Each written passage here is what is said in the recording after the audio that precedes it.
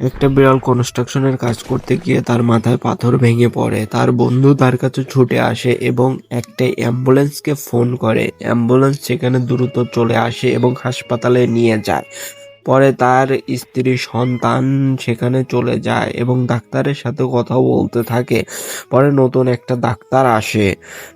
তার বন্ধুর কাছে গিয়ে তার স্ত্রী কান্না করতে থাকে এবং কি একটা লোকের কাছে যায়, কিছু টাকা পায়। সেই টাকায় হবে না দেখে সে মুরগি বিক্রি করতে থাকে এবং তার ছেলে জুতা পালিশ করে বোতল টোকাতে থাকে কিছু টাকার জন্য। সেই টাকায় হবে না দেখে তার স্ত্রী ফুড রাইডিং এর কাজ করে এবং থালা বাসন ধোয়। কাজ করে কিছু টাকা নিয়ে আসে, কিন্তু সেই টাকায় হবে না দেখে তার বন্ধু অনেকগুলো টাকা নিয়ে আসে। পরে তাকে অপারেশন রুমে নিয়ে যায় এবং তারা বাইরে দাঁড়িয়ে দোয়া করতে থাকে। পরে তার অপারেশন সাকসেস হয় এবং সবাই অনেক খুশি হয়ে যায়।